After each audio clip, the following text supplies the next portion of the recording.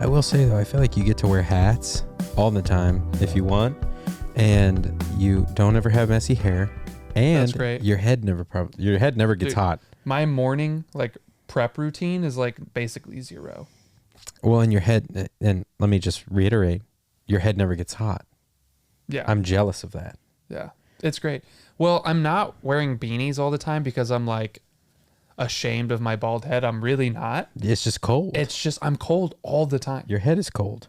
My little scalp. And that makes complete sense. Yeah. So it's not like a in denial thing. It's No, I never thought it was, because I hear you talk about your cold head all the time.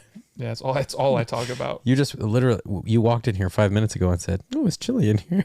It's just what a bald head is when you lick your finger and hold it up in the wind, and it's that sensitive. That's what it's like having a bald head all the time. Any shift in the wind, you just know. You know instantly. You're like, "Oh, winds from the north just shifted." Yeah. I can feel a hurricane coming Can you across the imagine globe. If Jon Snow was bald? Well, he would not have been nearly as popular a character. You don't think? He would not have united the Do you think what made Jon... the wildlings. Do you think what made him popular was his hair or his heart? It certainly helped. It didn't hurt. It certainly didn't hurt. It didn't hurt. I think it was his heart. His heart. Yeah, not his hair. Yeah. I mean, it helped that he was a good looking guy with some nice dark hair. He's a short king. Yeah. He's one of our short kings. He was a short king. Yeah. Yeah. Well, welcome to Professional Appreciators. We're just two regular movie fans with professional equipment, trying to help you guys figure out of all the endless amounts of content there is nowadays, what's worth watching, what's worth giving your time to. Today, we're going to talk about the best movies you haven't seen. So hidden gems or movies that flew under the radar. Movies we feel like have been slept on a little bit. Yeah. Basically, anytime I'm talking to someone who's not a huge movie fan, but wants to what's something you would suggest? What's a movie you'd suggest? These are the ones I go to. But if you're watching on YouTube, I want to say if you don't want to sit through the chit chat, I'm going to put the timestamp to the main discussion right there, and you can just fast forward there. But if you're a hardcore fan and you want to listen to all the garlic bread talk, or bald head discussion, no, we call small talk garlic bread talk now. that's the code for small talk. It's garlic bread talk. Yeah, garlic bread talk right there. Get a little garlic bread talk here at the top. Yeah. So if you're one of those people, then enjoy. Yeah. Enjoy. So, before we get to the main topic today, I came up with a little game. I came up with a little game. Dude, that I wanted to play. I completely forgot about this. I know. I've been keeping you in the dark because I want you to be completely off guard. He has been talking about this for a week and a half. Okay, let's not hype it up too much. Since Thanksgiving week, he's been talking about this, and he's been like, "Oh, I've got a little quiz I want you to do or something," and he's like, "But I'm not going to tell you what it is." So quiz. I've just been in suspense for 10 days. What if I just pull out a huge binder? I have a little quiz. Yeah, it shouldn't take long. It's just 100 pages. What's your social? I'm stealing your identity. No. Okay, so I was bored the other day. Or the other week. Nice. I came up with this game. I want to see if you can pass. You have questions typed out on your phone. I do. I have a little note. Psychopath. What am I supposed to type them? Write them on my arm? Get a pen and paper. Just remember him. No, because you framed it. And let me let you know how you framed it. You framed it it's I came across this BuzzFeed quiz I want you to take. That's how you framed it. That's what I've been expecting. And now for you to pull out your phone with just jotted down notes makes me think it's you spent time developing a game with rules and a world that kind of a Parks and Rec, Cones of Dunshire. Oh, Cones of Dunshire. Yeah. Okay. It's not that intense. Not that elaborate. Yeah. Okay. Well, I'm ready for it. I have a list of quotes. Now, here's how this works. I'm going to read you the quote, and you're going to have to guess if it's either a line from a Terrence Malick film. Oh my God. Or a lyric of Taylor Swift's. I call this game Terrence Malick or Taylor Swift. With the release of... Kind of on the nose, but all right. The re-release of Red. Yeah. Taylor's version.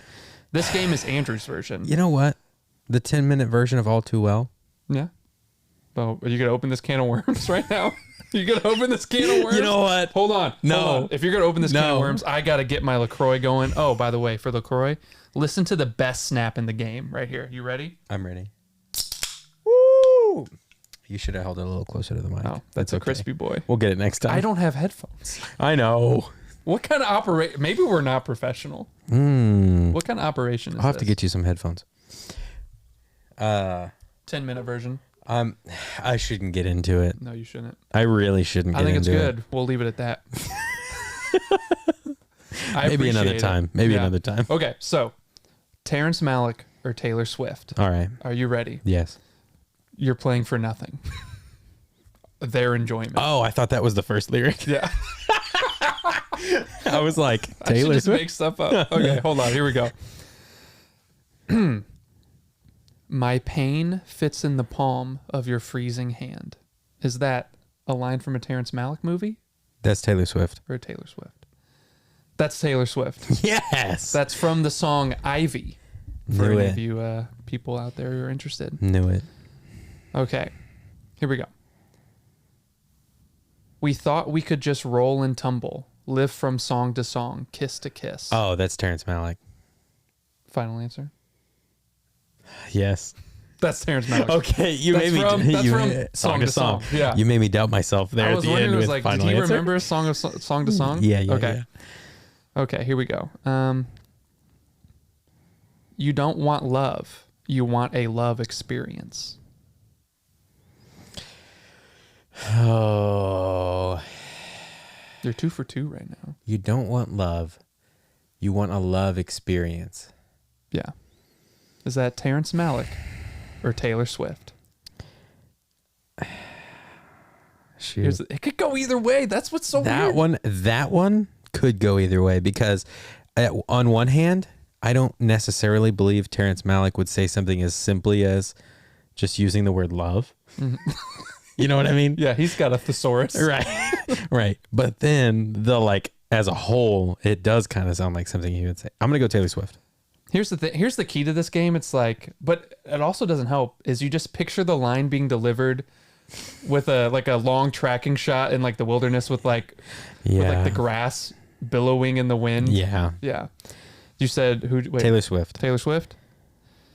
That's actually from Knight of Cups. That's from Knight of Cups. Underrated Terrence Malick film, in my opinion. Okay. Okay, so Let's see. I missed one so far. Yeah. Let's see. Let's do. Did you just look up quotes and just at random? Yeah, I did. Or okay, I was hoping I googled like Taylor I was hoping Swift. you didn't pull them just I know all of these out of the memory. No, I googled Taylor Swift lyrics and just scrolled until I found something that sounded like a Terrence Malickism, like something that someone would say over voiceover. You know? Gotcha. Okay, here we go. Okay. Let's do. You know how people are. You tell them something, they start talking. That's got to be Taylor Swift. That's Terrence Malick. That's from Days of Heaven. Oh my gosh. This is tough. I just demolished my lead. I know. So now you're like 2 for 2. I'm 2 for 4. You're 2 for 4. Yeah. I'm 2 for 4. Yeah. Okay. Life was a willow and it bent right to your wind.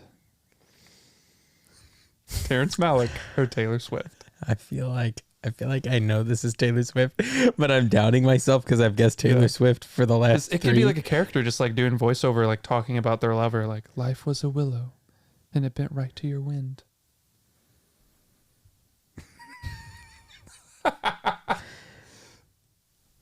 If I pick Terrence Malick on this and it's Taylor Swift, I'm gonna be pissed. What are you gonna do? Well, because my gut said Taylor Swift at the beginning, and then you said what you said, and now it makes me think it might be Terrence Malick. This is really hard. This is kind of hard. Honestly, I gave Anna, who's never seen a Terrence Malick film, I Yeah. quizzed her on these earlier, and she got like 3 for 3.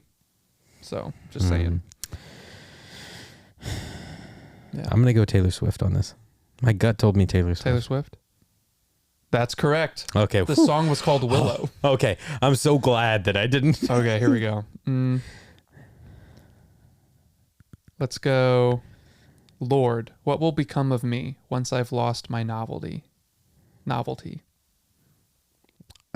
Lord, what will become of me once I've lost my novelty? I'm going to guess Terrence Malick. And if that's Taylor Swift, I'm going to be very surprised. That is Taylor Swift. Are you kidding me? That's from the song Nothing New, which I think on the re-release of Red, Phoebe Bridgers guessed it on. Yeah. I thought that would get you because Terrence Malick always has characters talking to God in the voiceover. I was like, you said Lord, and I was like, this has to be Taylor. I thought you might go Taylor because it kind of rhymes. Oh. Not me, novelty. Okay, let's see if we can get you some redemption. Oh, wait, did I do this one? No, I can't remember which one I did. Okay, let's just go with this. The only way to be happy is to love. Unless you love, your life will flash by. Terrence Malick. That's correct, from the Tree of Life. Okay, let's do one more. See if you can redeem yourself. How many do you have? A lot. You got a lot. Okay. No, I probably got like 3 or 4 more. Okay, let's go. If I can't relate to you anymore, then who am I related to? I feel like that cute little turn of phrase kind of thing has to be Taylor Swift. Yeah, it's Taylor. Okay, one more. Okay, all right. One more. I write on water what I dare not say. I write on water what I dare not say. Taylor Swift or Terrence Malick. Yep, you're correct. That's from To the Wonder. Okay. Starring Ben Affleck. That has got to be Terrence Malick. You did it, Evan. Okay. I got more right than I did wrong. You endured my game. There we go. I felt like Jigsaw. Do you want to play a game? Can you imagine if that was a Jigsaw game? He's like, you wake up from a game. You wake up from like being drugged and you're like in this dingy room and like the lighting's really poor and you just hear someone's voiceover and you're like, oh no, what are they going to do? Like make me like sit on needles? Listen to these Taylor Swift lyrics. Listen to these really obscure Terrence Malick quotes and or Taylor Swift lyrics. Nice. That was a good game. Thank you. That was good. Thank you. I liked that. That was fun. You better have liked it because I stopped doing work to work on that. You were like typing on your computer in the middle of something important. For legal reasons, I just had an idea. For legal reasons, that was a joke. I never slack off at my job. Not once. He wrote this game in his free time, we'll have you know. Yeah, in my free time. Off the clock. In my free time. Okay, so I think what we decided for today's topic was the best movies you haven't seen. Mm-hmm. I hope you came prepared. I came slightly prepared. Okay, that's good. That's what I want to hear, I guess. You have too many. I have way too many. Yeah, and I feel like I have the correct amount. Oh, what's the correct amount? A handful. A handful? You've got a bag full. You came with a bag of movies. I've got a bag full, like that Harry Potter bag where like it just goes on forever and you can keep stuffing it. You can just get inside and live in there. Yeah. Interesting that you bring up Harry Potter. I could smuggle a muggle in that bag. Little Harry Potter joke. Little Harry Potter joke right there. Little Harry Potter puns. Never heard that one before. Man, this podcast went downhill fast. After the game, I think we peaked after the game. Yeah, we should have put the game at the end. Yeah, that's a pretty good idea.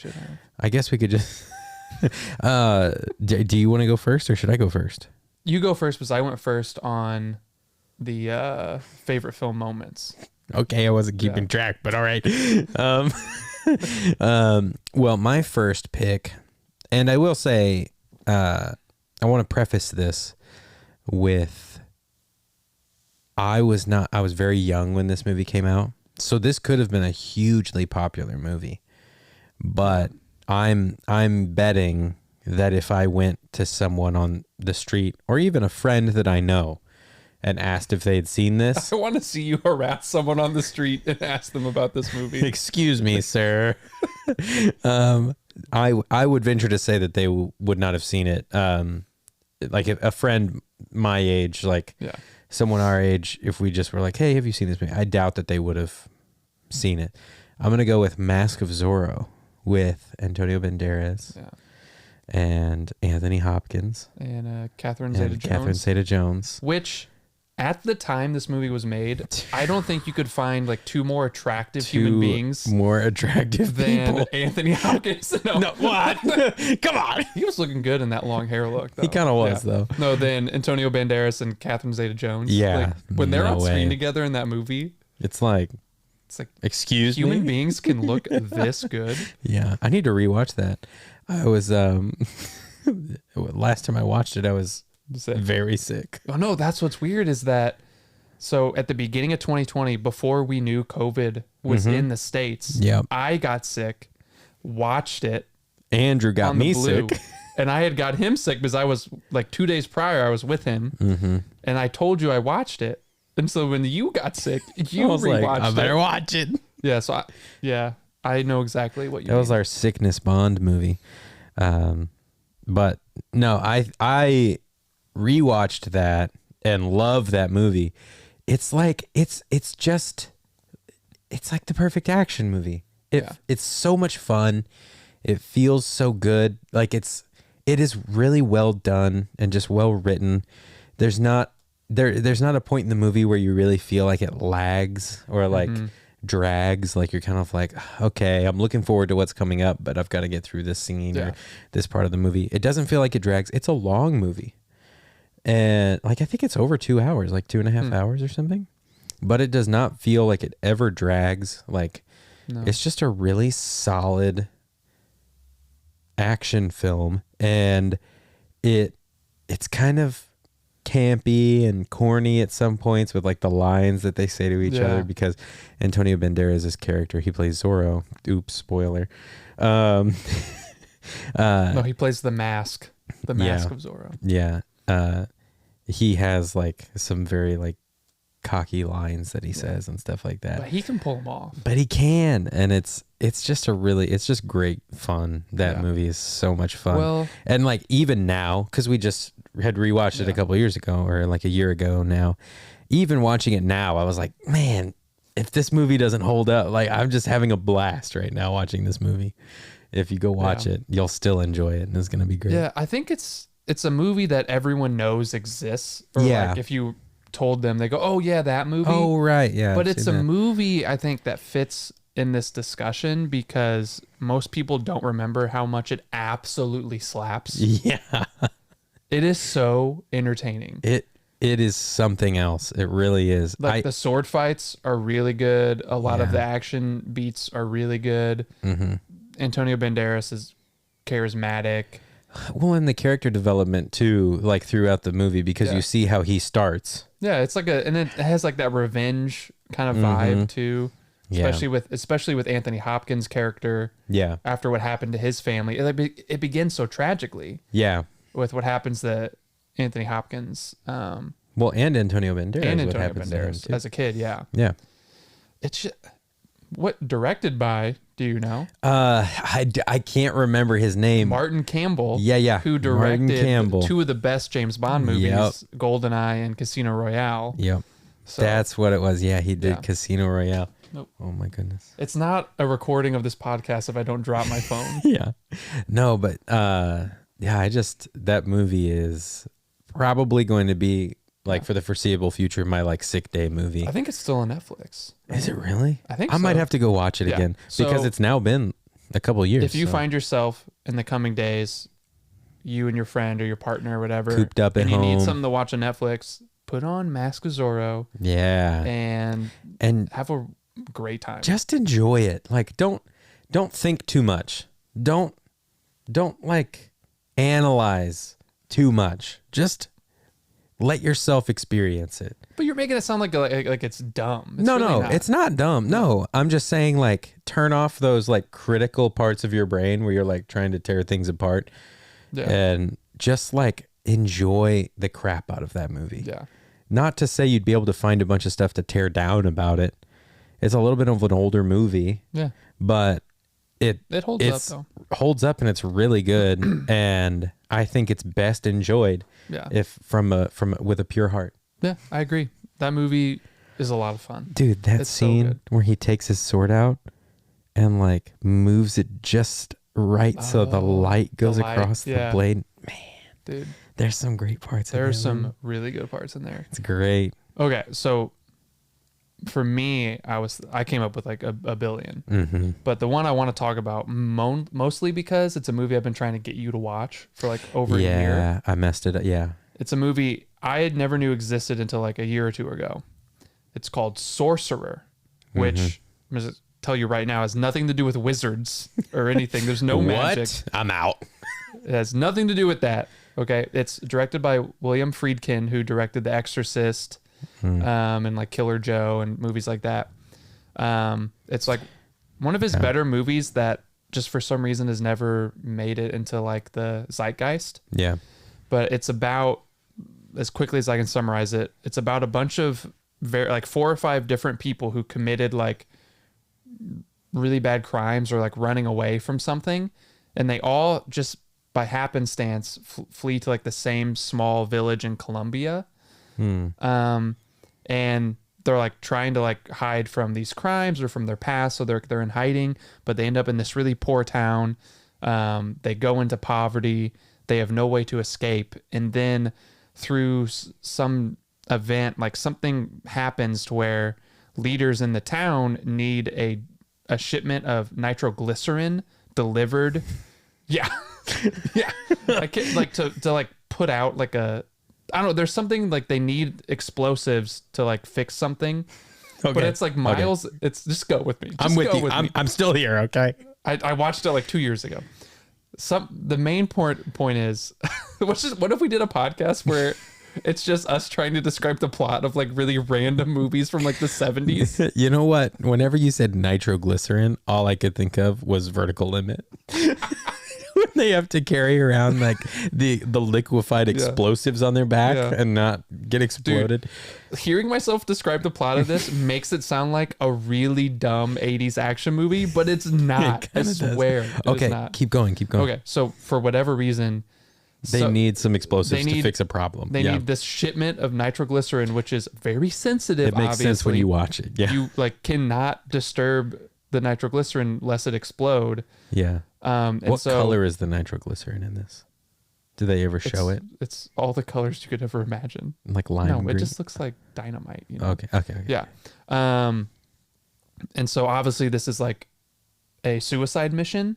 And so those 4 criminals volunteer to do it. And it's like, you probably won't make it back. Right. And so they have to drive this giant truck that they built themselves out of like spare rusty parts, carrying this nitroglycerin across these back roads in Colombia. They built it? They had to build the truck. Was there a montage scene? Yeah, there was a montage scene. Hell yes, there was a montage scene. Are you kidding me?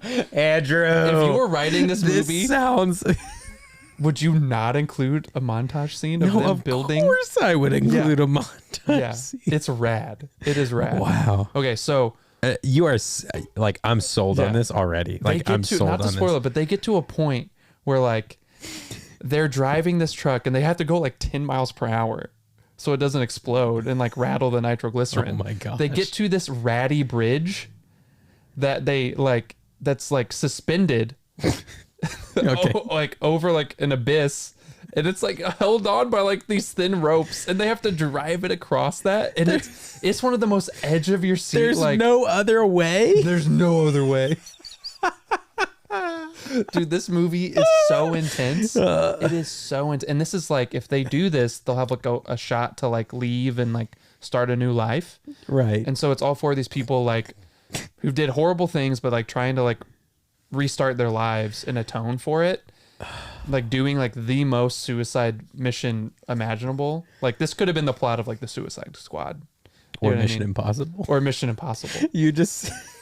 Suicide You just Impossible. Blended 2 titles of movies together. Mission Suicide Squad. This is the most suicidal impossible mission that you've ever seen. Yeah. Dude, Tom Cruise couldn't even do this. No. Okay, Tom Cruise obviously could do it. Come on. But yeah, that's Sorcerer. And I'll just say, fair warning, if you don't like bleak, dark movies, don't watch this. It's like the ending is really bleak. No way. From the guy that directed The Exorcist? Yeah. Every William Friedkin movie is like so nihilistic. Yeah. It's crazy. Well, you've absolutely sold me on this movie. I have to go see this now. Is there a montage? Of course, there's a montage. There's a montage. Is there a scene where they're going across the bridge and they have a close up of one of the ropes and it starts to fray? Oh, yeah, of course. Yeah, no, it's a close up of the rope and you see it with like anthropomorphized like eyes and mouth just going like, oh no, and it snaps. Oh wow, that's awesome. So yeah, that's my hidden gem. One of your It's honestly the best like edge of your seat thriller you've never seen, Sorcerer. So I recommend it. Give it a watch. I don't think it's streaming anywhere. I had to rent it. Shocking. Yeah. Dude, the amount of times I recommend a movie to you and go, oh, you got to rent it, though. It's all rental. Like, you got to drop $6 on this, baby. I usually will at least have the courtesy of suggesting things that are currently streaming to you. It's anyway. $6. I mean, you either love movies or you don't. The next, I literally just deleted my notes. No, oh, you made notes too? No way that just happened. You don't remember? I do remember.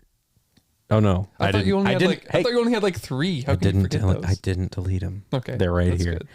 So the next one I'm gonna do. So this, I think I picked movies that aren't necessarily hidden, right? But they're. I feel as if you they didn't are understand the assignment. It's okay. Yeah, I guess so, because this I feel is a very well-known movie in the universe of, like, if you're into watching a lot of movies, like you've probably seen this or heard of this at least. Yeah. But I think it's fascinating. Nocturnal Animals. I was talking to you about this the other day. Jake Gyllenhaal. Yeah. And I just think it's a fascinating... First of all, I'm fascinated by the fact that Tom Ford was like, I'm going to take a break from making suits and cologne and just make this amazing movie. That really is a flex. It really is. And well, he's only done 2 movies and this is one of them. And it's like, I was rewatching it the other day because I had seen it once or twice before, but it's been years since I'd seen it, and it's streaming on Netflix. So I turned it on and I actually saw a TikTok of like, it was one of those TikTok that's like, stop what you're doing right now, go to Netflix and turn this on. And it's talking about the opening scene, which is really crazy. Yeah. It's really in your face. Yeah, to say the least, it's really in your face. Definitely not for the kiddos, but it is quickly becoming, I think, one of my favorite movies. Yeah. I was watching it and I was just like, I cannot tear my eyes away from the screen right now. This is just like such an interesting movie. I think it does such a good job of telling a very complicated story. Yeah. And you had mentioned Lost Highway, the David Lynch film that kind of does the same thing. It parallels a fictional storyline with a real storyline, and it kind of tells the story of what happened in the real storyline with these fictional characters. And it's just really well done. I really like it. I kind of wouldn't even know where to begin explaining it. Yeah. Can you do your convoluted plot summary like I did for Nocturnal Animals? So Amy Adams plays a art... she has a bunch of nitroglycerin that needs to be moved. Yeah. She plays a... that old trope, the nitroglycerin cliche. The classic nitroglycerin. She plays a nitroglycerin dealer. Nitroglycerin dealer. No, she plays a... what do you call it whenever you... Curator, like an art curator. Nitroglycerin curator. Yeah. Okay, let's drop the nitroglycerin for God's sakes. It's the new garlic bread. No, but she plays a curator, and she kind of lives this very like idealistic looking life. Like has a lot of money, like has a super attractive husband, this, that, and the other, all this stuff. But then she receives a manuscript of her ex-husband's new book that's being published. And in the book, it details very violent, intense, and just really intense story about this man and his family. And she starts to pick up on the parallels between the story that her ex-husband has written and their real life story. Yeah. And how it unfolds is all very fascinating and interesting. And if I was to sit here and explain it, it would take me probably the rest of the time that we have in this podcast. But yeah, I just feel like that movie didn't get the credit it deserved whenever it came out. I really thought that the performances are striking in it. The writing is fantastic. Yeah. Everything looks beautiful in the movie. It's just every frame is very interesting looking. And I think it's a really phenomenal movie. For those who haven't seen it, but very dark, very, very hard to watch. You see like at times. I don't think dramatized is the right word, but you see what unfolds in the book, like dramatized on screen. Yeah. And like Jake Gyllenhaal plays both the husband who wrote the book and a character in the novel. Yeah. And so you're constantly asking like, okay, how much from their real life situation is actually being referenced in the story? You're watching the dramatization of the story and left interpreting that dramatization as if, so he's saying this is what he experienced, this is what he felt. Yeah. Based on their real life relationship. Yeah. And so you're constantly trying to be like, wait, what is he saying about their relationship? And and I'll touch on this just a little bit. But I think it's a fascinating choice of story to tell because it kind of tells the story of a weaker, more like subdued male lead character, which is just not usually what you see. Yeah. He's not the Clint Eastwood kind of embodiment of male archetype. Exactly. Yeah. So really, really, I was absolutely fascinated by it on this most recent watch that I had. And I couldn't stop talking about it because I text you immediately after I finished it. Yeah. It's another, like, if you don't like dark movies, probably don't check it out. This is not.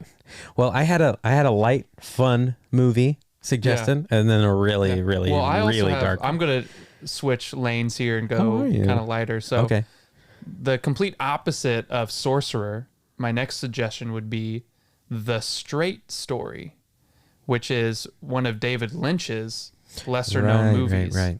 It's a movie I thought like I knew all of David Lynch's films, and then like a year ago I saw on Twitter this movie was like kind of trending amongst like movie fans. Dude, it is fascinating how you have seen all the David Lynch that I haven't, and I have seen the David Lynch you haven't. The only two I haven't seen are Wild at Heart, which is what you've seen, and then Inland Empire, which actually I haven't seen that. I've only seen one that you haven't. Yeah, so as it turns out, it's not that unique. I want to see Wild at Heart so bad.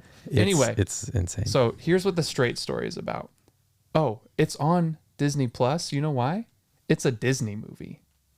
You know what? David Lynch made a Disney movie. Yeah. So I think it's also based on a true story. So this like 80-year-old guy, I can't remember his name, but this 80-year-old guy, he's a widower. And so he lives by himself. Well, no, his daughter lives with him. So his like adult daughter lives with him, but he's like 80 years old. His wife's deceased.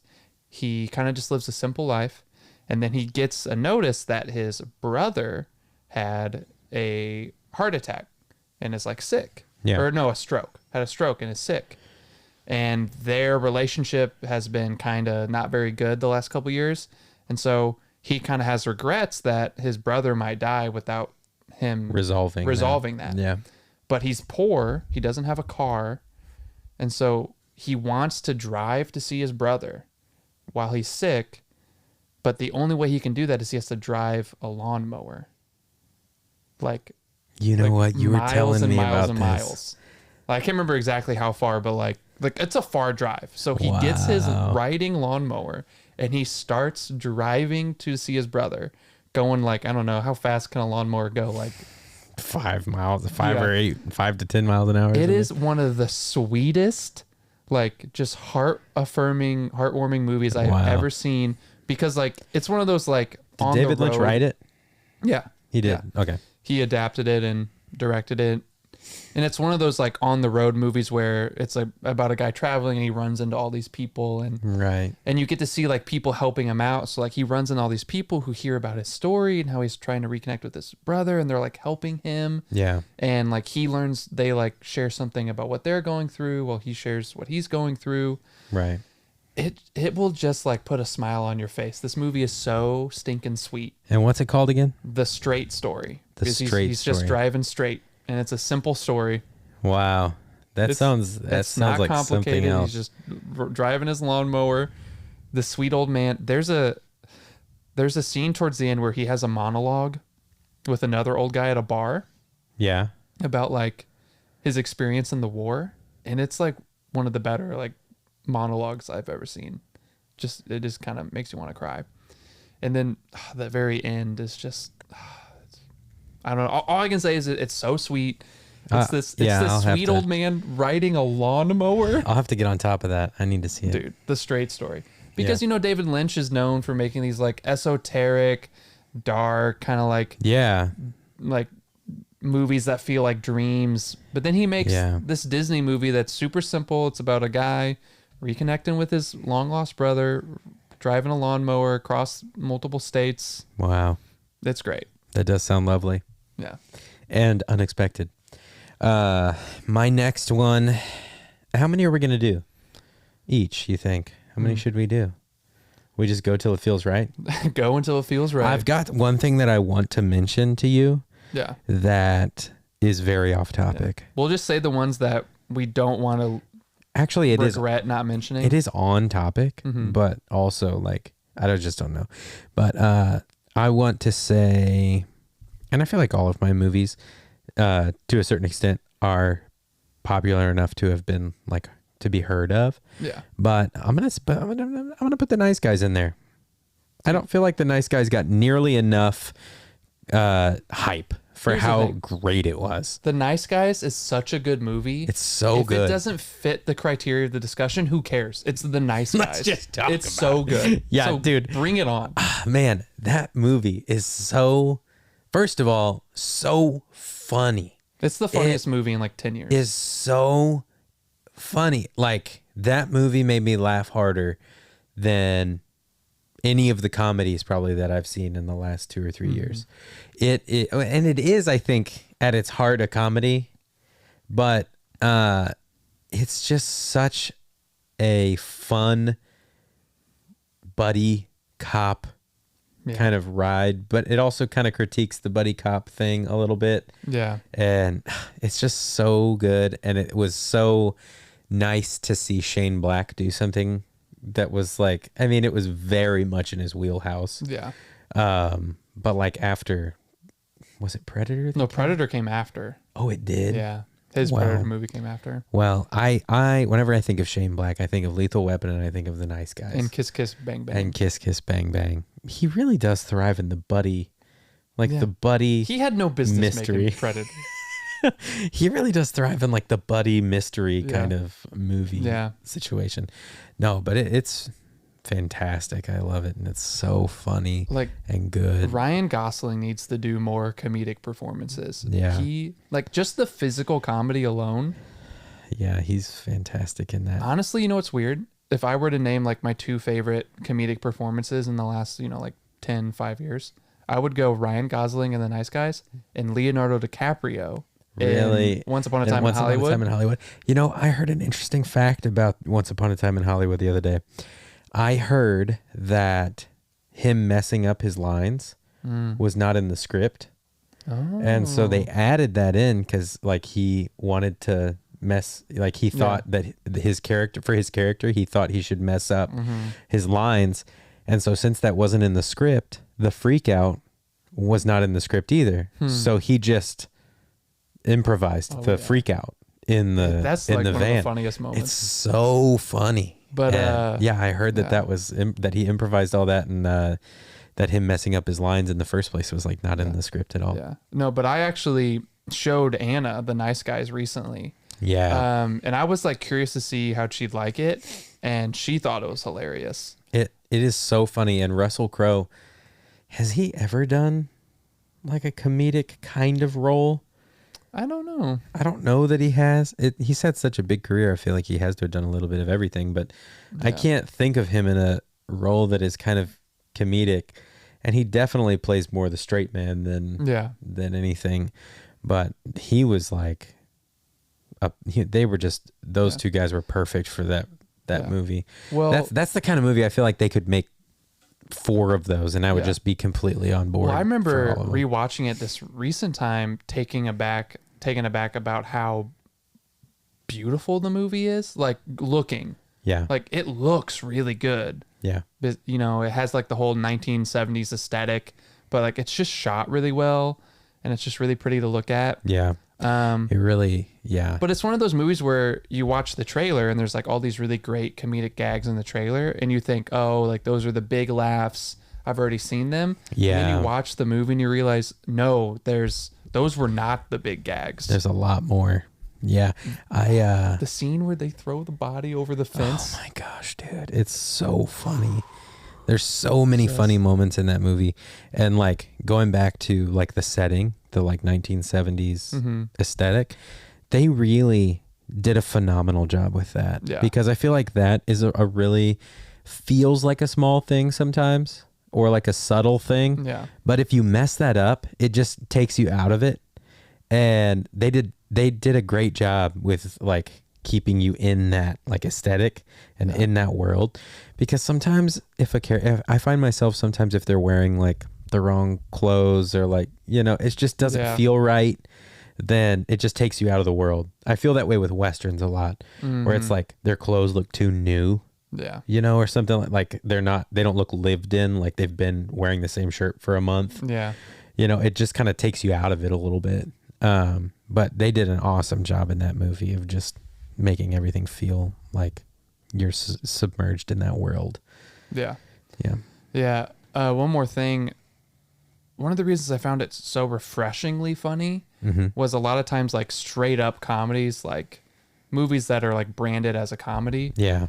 Often the jokes are just from dialogue. It's just like, let me write some witty lines. Right. But The Nice Guys has such a great combination of, there are lines that are just in and of themselves funny.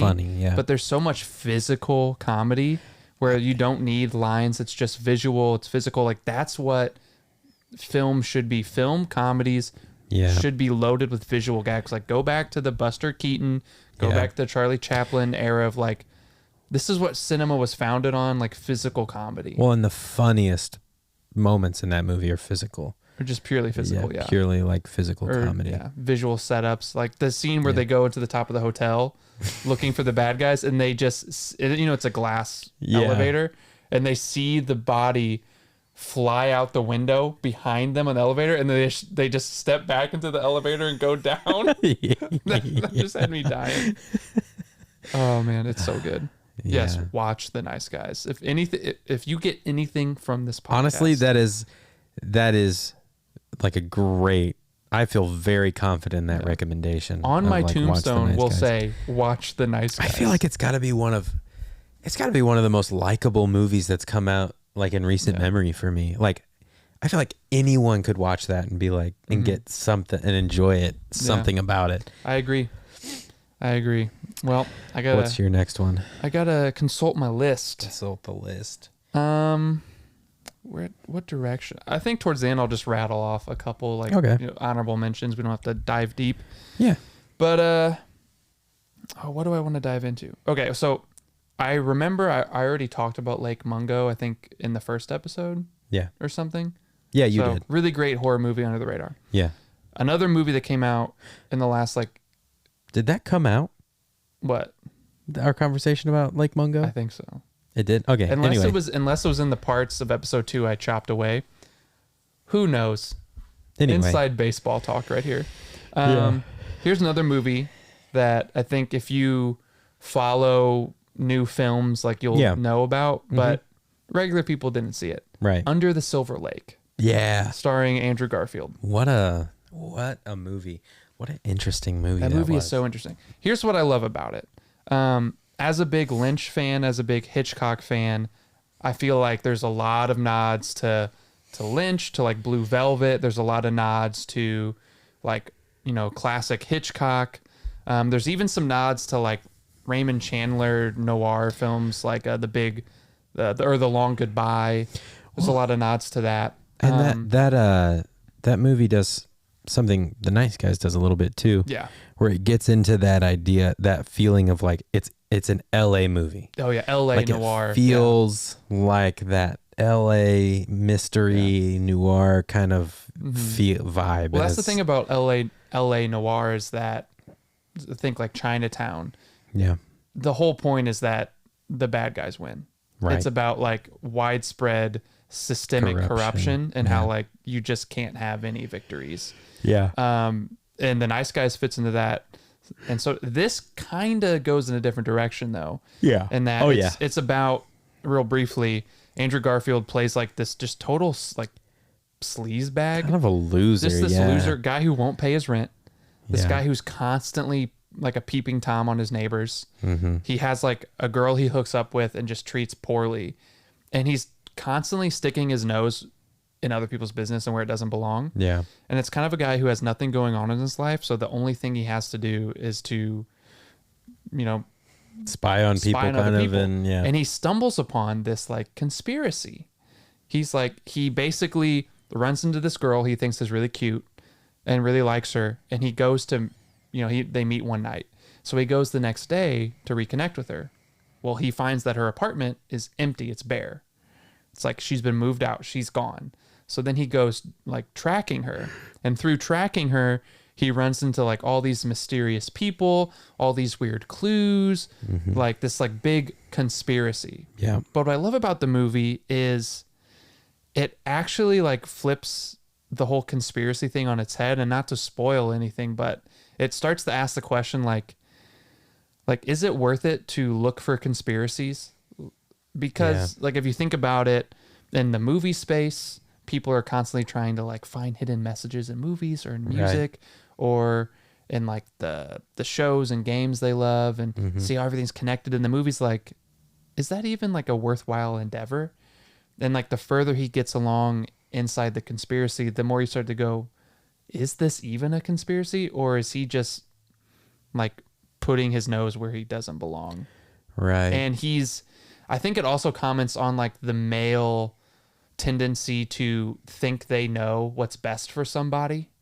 Yeah. You know what I'm saying? Yeah. Like this girl, he barely knows, disappears, and he thinks it's his duty to find her. Yeah. And he's going to save her. And you get to the point where you're like, maybe she didn't need saving and you're just full of yourself. Yeah. And not to spoil anything, because I'm thinking of that last scene, but just that idea of what you think is the right thing is completely different for somebody else, which is kind of a realization he has to have. That's a fascinating movie. But I mean, there's like moments of comedy. Yeah. Andrew Garfield plays a sleazebag really well. Andrew Garfield, I feel like, plays anybody really well. Because if you're going to write a character like that who's like a sleazebag, you need an actor who is inherently likable, so the people watching don't like absolutely hate his guts. Just turn the TV off. So Andrew Garfield was like a good casting. Yeah. But if you like modern noir and like mysteries and conspiracies,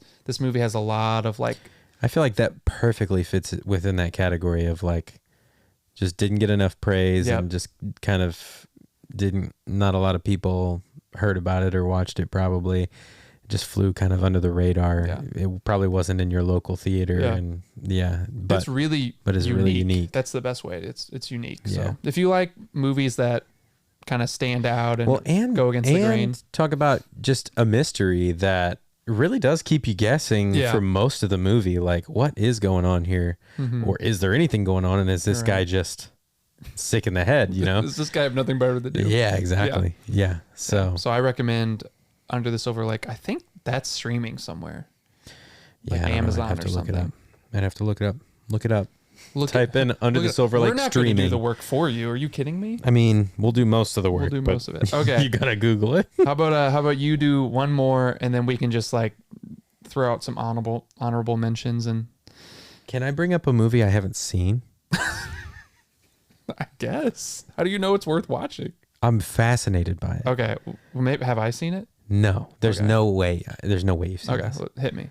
So I kind of got into Werner Herzog a little bit recently. Oh, yeah, I haven't seen it. And I was like, well, just because I don't know much about him, but he's like, is it Aguilar, the Wrath of God? No. Oh. Would you chill for a second? Because, jeez, he's like highly regarded as one of these like an incredible filmmaker. And I was just like, I just don't know anything about the guy. And I've seen Grizzly Man, which is a documentary that he did, but I haven't seen nothing else, which I don't feel like that's a good representation of Werner Herzog's work. It's just something that he's done. And I had gotten into Van Neistat's YouTube channel, like really into it. Like I watched all of his videos.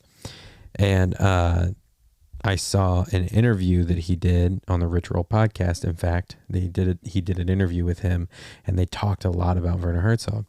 And they talked about this movie that he did called, I just looked it up, Fitzcarraldo. Have you ever heard of this? Let me look at the phone. The story of it is fascinating. So, so I believe it is... The story of the movie is a partially true story about a man who wants to start, I believe it was a... opera house? Something like that, some sort of business in South America somewhere.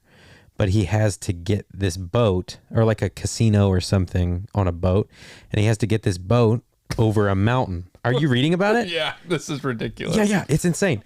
So he has to get this boat over a mountain, and apparently this sounds like the sequel to Sorcerer. Apparently this really did happen, or like a version of this happened, or there was a story of it. But I think in the real story, the guy took the boat apart. He took it apart in pieces and like got it where it needed to go.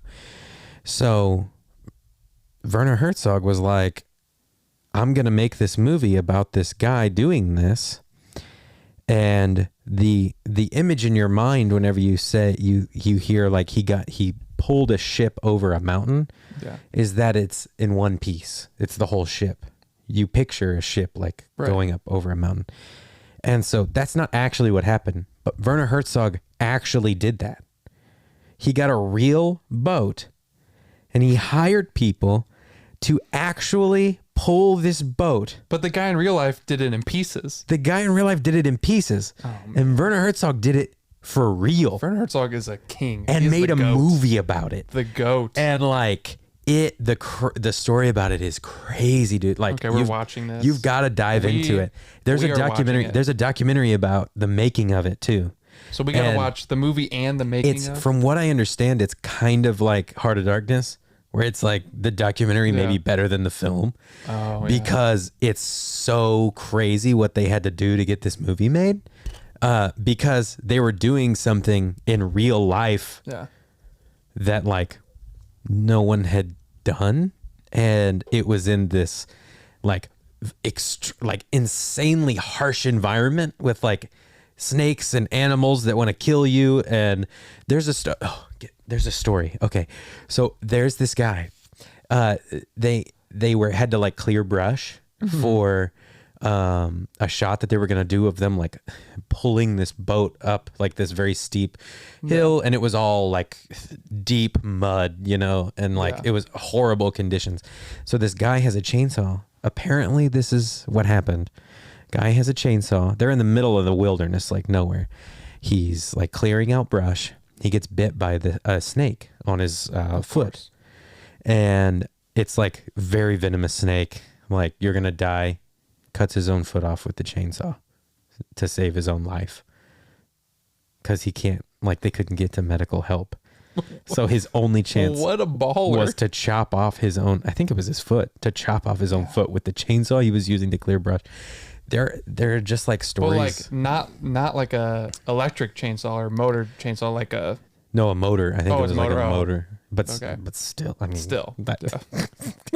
you're like, oh, well, it was a motor.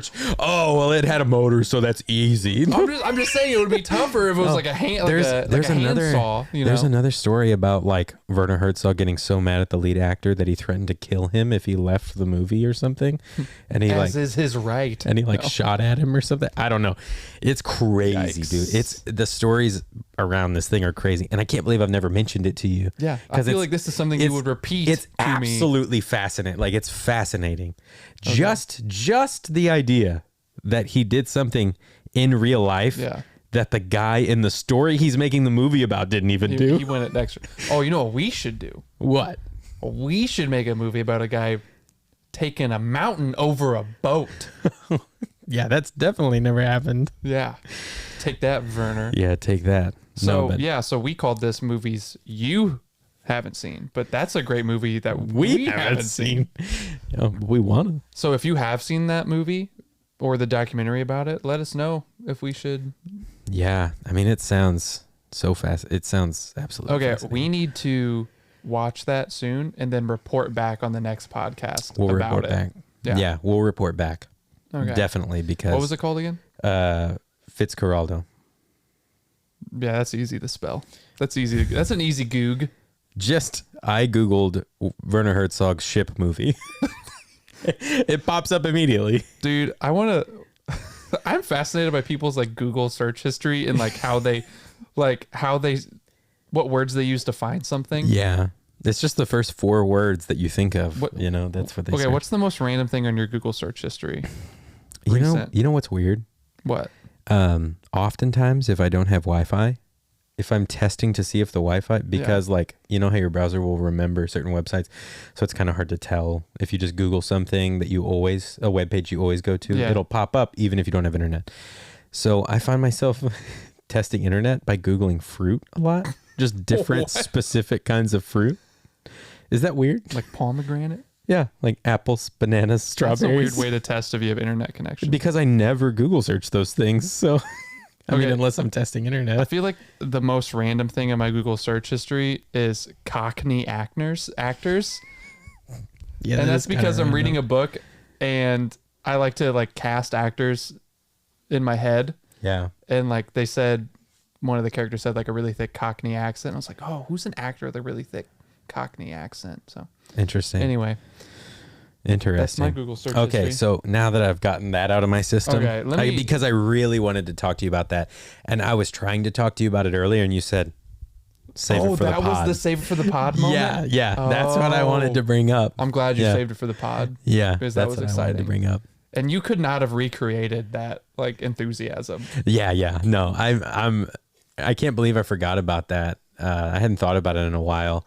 And that is just a fascinating story. So did you want to do one more, like one you had seen for real, or do you just want to do like I'm good with round? that. I'm good with what I just did. I'm going to do like a little speed round to like let these movies get out there. Yeah. Brick, Rian Johnson's very first movie. Yeah. Great. So the writer-director behind The Last Jedi, which, by the way, is the best Star Wars movie. Knives Out. Or the best recent Star Wars movie. Knives Out, Looper, but very first movie, Brick. It's like, again, back to the noir element. You know what? Looper needs to be on this. Looper needs to be mentioned. I feel like Looper was popular when it came out. Yeah. Okay. Yeah. All right, fine. Yeah. Shout out to Sydney. Yeah. Yeah. The steak and eggs People moment. eat steak and an egg. Steak and eggs. Yeah, Brick's really good. Basically, it's like a... think like a Maltese Falcon kind of noir story, but it takes place in a modern day high school, but the characters all talk and act like they exist in like an old 1920s noir movie. Yeah. It's really interesting, but it like holds up as its own mystery. Yeah. That's really good. I'd also like to recommend Enemy, which was an early Denis Villeneuve film. Was that his first English speaking movie? Or was it Prisoners? I don't think so. This might have been before Prisoners. Yeah. But Enemy, again, another theme. Jake G. Jakey G. Jake G. Yep. Taylor Swift fans are rioting right now. Yeah. But basically it stars Jake Gyllenhaal. He plays this guy who rents a movie and notices that a background actor is like his exact doppelganger, and he goes like searching for this like twin. It gets really weird. Yeah, like it's really weird. It's a fascinating and it's fascinating. Movie. I recommend It's really Enemy. Good. And then I'm gonna maybe end with the Before series. Yeah. So Before Sunrise, Before Sunset, and Before Midnight. Before Midnight. I like some of the best like romance movies, like about like what a relationship looks like. And basically the premise of the Before movies is there's 3 and they each take place 9 years apart in real time. Yeah. And within the context of the story. So 9 years passes between the making of the movies. Classic Linklater. But then also within the narrative of the movie, it's been 9 years, and you follow this couple 9 years. And so they meet by chance on a train in Europe, and then they vow to see each other again a year later, but then you catch up with them 9 years later and you find out they never did. Yeah. And then you catch up with them 9 years after that, and you see like Ethan Hawke and Julie Delpy age in real time. It's beautiful. It's mostly dialogue. It's just their conversations. But the conversations are really interesting, and it really dives into what like a long-term relationship looks like and like what it does to like the psyches of the people. Yeah. Your favorite trilogy. It's my favorite trilogy. Also, the ending of Before Sunrise or Before Sunset, the second one, Before Sunset, is one of my favorite movie endings of all time. Yeah. It's so natural. Oh, yeah. It's so natural. That is a great ending. I love the Before movies. So if you like kind of like romance movies, I'd check out those 3 movies. Yeah. You got those any are really more good. you want to run by? I think one of the ones on my list was Hostels. Yeah. It's a Western. It's got Christian Bale in it. It's really, really well acted, and it's kind of just a vicious movie. Yeah. About the West and the West. About guilt and forgiveness and grudges and kind of just a lot of those themes in it. And I have only seen it twice. And the first time I watched it, I remember really liking it. And the second time I watched it, I remember really being challenged by it. Just one of those movies that left me feeling like, oh, man, I just don't, you know how when you finish a movie and you're like, I just don't know about it.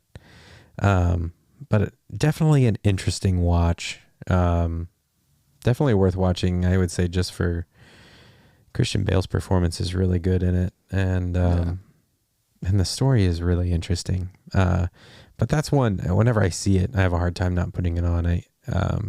I just think it's I'm fascinated by Westerns anyway. I'm a really big fan I really like watching Westerns, old and new. I think new Westerns are really interesting to watch just to see how people interpret and go about creating a movie in such a well-known and popular genre, and kind of an old genre. Yeah. In a way of making movies and telling stories. So I think that's fascinating. But yeah, I really like that one. And I think it's definitely an interesting watch. But again, sitting here talking about it, I didn't really like prepare my thoughts on it. And that might be obvious. But it really does make me want to go give it another watch, just because it's like, I remember the second time I watched it through, I was really challenged by it and what it was trying to say and stuff like that. So yeah, interesting movie. Yeah. Would you say it was a hostile experience? Parts of it are. Yeah. Parts of it are a hostile experience for sure. Oh. You had, but another Western that you had on your list that you didn't mention. Oh, yeah. Slow West. That was like a hidden gem that came out. Which really falls into that category of like just slept on. Yeah. But it had Michael Fassbender. Good movies. Yeah. Yeah. I honestly don't remember much about the plot of Slow West, but it was like, it's like an hour and a half. It's this like really unique take on the Western genre. So visually, some of the action scenes are kind of like a Wes Anderson feel to it. Yeah. It is Irish immigrants in like Old West times, 1800s. Yeah. And a father and his daughter flee Ireland. Man, you really remember this. To America. And a young boy who had fallen like head over heels in love with this girl, like vows to travel to America and find her and like profess his love, and is convinced that they're going to live happily ever after. We've recommended a lot of travel movies. Yeah, we have, haven't we? Sorcerer, The Straight Story, the documentary. Yeah. Fitzcarraldo is kind of a travel-y kind of movie. But he like knows nothing about the Wild West. Yeah.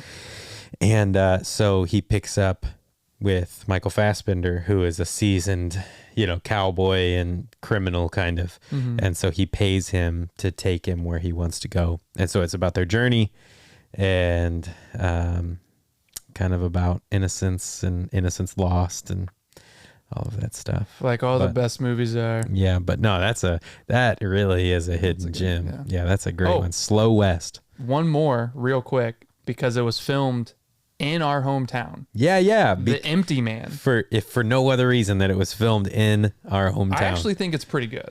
Yeah. The ending kind of unravels a bit. Yeah. But it opens really strong. Has like one of the coolest cold opens to a horror movie. Yeah, it is cool. It was shot in the town we're in, where we grew up, Edwardsville. Our friend's house is in the movie. I mean, it was before he lived in it, but it is still his house. And there's like a scene on the Chain of Rocks Bridge, which is a bridge out near St. Louis. Yep. There are some scenes in St. Louis, so that's really cool. Yep. Like the courthouse in Edwardsville is like used as the police Main station. Street, some different stuff. Hey, if you're from Edwardsville, and you're listening to this, and you want to see a movie that was shot in your town, check out The Empty Man. It's on HBO Max. The Empty Man. It's pretty good. It's pretty good. It is pretty good. Pretty solid horror movie, I would say. I would say there are definitely other horror movies you could watch that there are many other ones that would be a waste of time. But The Empty Man, solid. The Empty Man. Pretty solid. It's full of solid ones. I feel like the thing that we do at the end of each episode, which is suggest movies to rent. But we did this We've been doing that the entire episode. Look, we don't know what we're doing. Let's close it up with one more Terrence Malick Taylor Swift question. Okay. To end the episode, Evan's going to have to get this right. No, we're not going to stop until you get this right. Okay. And if you skipped through the game earlier, we played a game earlier that was entitled, Is This a Taylor Swift lyric or Terrence Malick if you skipped, line? Sorry, you missed out. Yeah. All right, I'm putting my thinking cap on. What one haven't I done? Okay, this one I haven't done. All right. Autumn leaves falling down like pieces into place. Taylor Swift.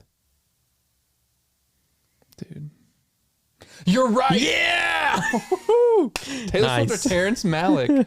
The new board game, Sweeping the Nation. Whenever you said Autumn, I was like, it's got to be Taylor. Yeah, that was like the only reason I didn't do that one earlier was because it was obvious. But you got it. So maybe you can come up with a game to quiz me next time. There we go. Yep. Yeah. So that was Professional Appreciators. You got a ton of movie recommendations. Yeah. So we're gonna give you time to go and watch them. Yes. Go watch them and report back in the comments. Henceforth. Yeah. Oh, just real quick, some housekeeping. If you're listening to us on audio, remember, if you want to watch, you can go over to YouTube at Why It's Great and watch our episodes. All of the full episodes are posted there. If you're watching on YouTube and you found us that way, you can find us on Spotify, on Apple, on like Amazon Music. I think on like the most basic places you listen to podcasts. Anywhere you listen to a podcast, you can find it. So if you've enjoyed this, please subscribe, download the episodes, go watch on YouTube, leave a comment. Let us know what some of your favorite underseen movies are in the comments. I will read them. Trust me, I will read every comment on this page. That's right. And he'll respond to every one of them. I will respond. And give me some more heartwarming ones. Someone left a really heartwarming comment. I was completely touched. It really moved me. It was great. Yeah. So or you can troll. I don't care. Yeah. Either way, we'll have fun. Whatever. With it. Either way, I'm gonna have fun. So either my heart's going to be warmed or I'm going to screenshot it, send to Evan and be like, look at this nincompoop. Yeah, there you go. So, yeah. So find us on audio, find us on video, subscribe, and until next time, see ya. Bye.